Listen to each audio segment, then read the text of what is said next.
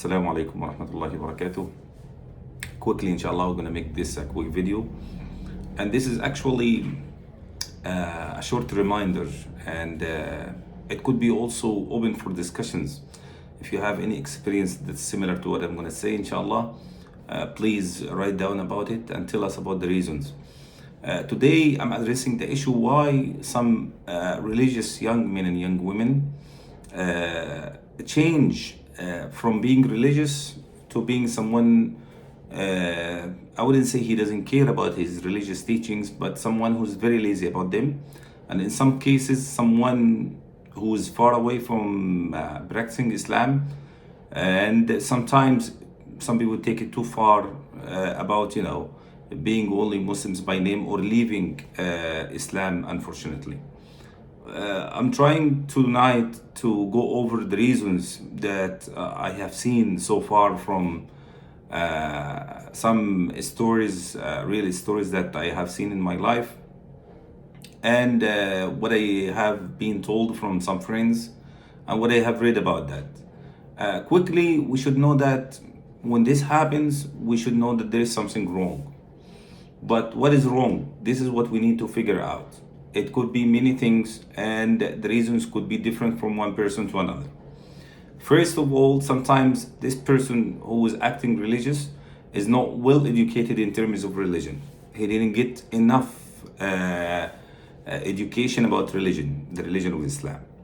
So he did not study Quran, he did not study Hadith or fiqh or he's just practicing the basic things of Islam, and maybe he was forced to do that by the family sometimes, and he's not convinced from inside. He's not aware why he's doing that.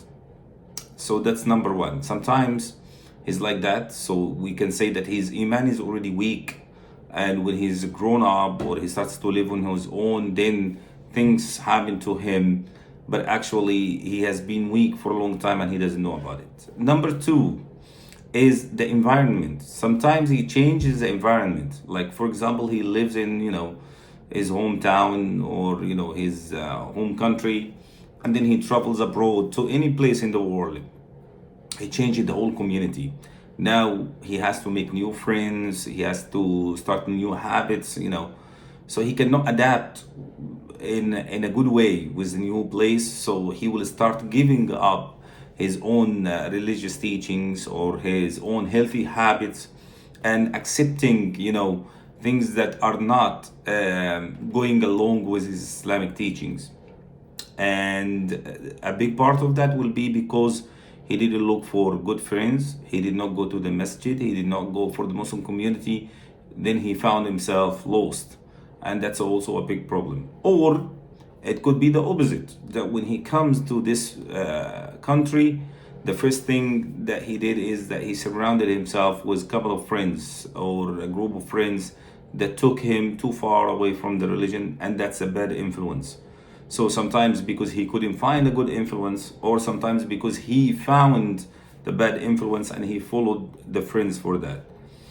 That could also be the case. And sometimes also because of the ideas, he's brainwashed, like especially to the students who go to college and studying in the Western universities, and they're coming from Islamic background. So some professors are actually doing tabshir, or making the people aware of Christianity or Judaism or different religions. So they're trying to hunt for those Muslim students, taking them as target, and they have big programs for that, unannounced ones, hidden ones. So we have to be careful about that. They make you skeptical about your own religion, and then they take you from there to whatever they want. Either you give up your religion, or you take it too far to accept another religion. So we have to be aware of that also. So anyone who is going through that, he should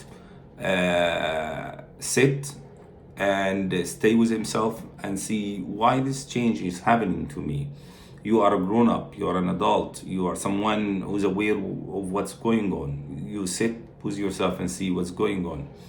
I have heard a lot of people say stories about, they bring their own children when they're high school or college, and then the children stop praying suddenly when they have the new environment or the new friends or the new lifestyle. The kids stop praying, and then they take it too far to stopping, practicing the other pillars of Islam. So we have to be aware of that. First of all, the bad influence, that's a big thing. One person could misguide a group of people, and we see in the Quran, Allah subhanahu wa ta'ala, after mentioning all these reasons, let us back up what we say from the Quran. Allah Azza wa Jal, when He talked about Fir'aun, says, وَأَضَلَّ فِرْعَوْنُ قَوْمَهُ وَمَا هَدَى. Fir'aun misguided his own people. That's the influence. But this is someone who has too much power. When he has that power, he told them, to follow him, that whatever he decides is right, and they actually followed him. And we have in the Quran the normal influence of the communities and the normal people, the daily life influence, which is very common. Also, he doesn't have to be someone in power or somebody who has big power in the community. He doesn't have to. Any normal person, any friend could take you far away. And in the Quran, Allah Azza wa Jal says, وَيَوْمَ يَعَضُّ الظَّالِمُ عَلَى يَدَيْهِ يَقُولُ يَا لَيْتَنِي اتَّخَذْتُ مَعَ الرَّسُولِ سَبِيلًا. On the day when al-zalim, the kafir, and that's a name. Zalim means unjust person, and it's a terminology also for the kafir. يَعَضُّ الظَّالِمُ عَلَى يَدَيْهِ. He's biting his hand out of being sorry. يَقُولُ, and he's saying, يَا لَيْتَنِي, I wish it. يا ليتني اتخذت مع الرسول سبيلا. I wish I have followed the messenger and take his way, the messenger of his time, Prophet Muhammad sallallahu alaihi wasallam, or in general the followers of other religions, of other prophets like Ibrahim and Musa and Isa. يقول يا ليتني اتخذت مع الرسول سبيلا يا ويلتى, woe to me, a great punishment is waiting for me. He's afraid. ليتني لم أتخذ فلانا خليلا. I wish that I didn't take that person, and he's naming someone, that friend. I wish that I didn't take him as a friend. Why? لقد أضلني عن الذكر بعد إذ جاءني. And this is where we want to quote this ayah. لقد أضلني. He has misguided me away from the remembrance of Allah subhanahu wa ta'ala. I didn't follow the right path because of the influence of one friend. That's why on the day of judgment, people are gonna come and blame each other. الضعفاء والذين استكبروا. The weak ones who have weak opinions, who don't have independent, opinion, just follow their own community leaders or the people around them with a strong personalities and strong character. So they just follow them, and on the day of judgment, they're gonna start blaming them. You see, وما أضلنا إلا المجرمون. The مجرمون, the bad ones are the ones who misguided us. فما لنا من شافعين ولا صديق حميم.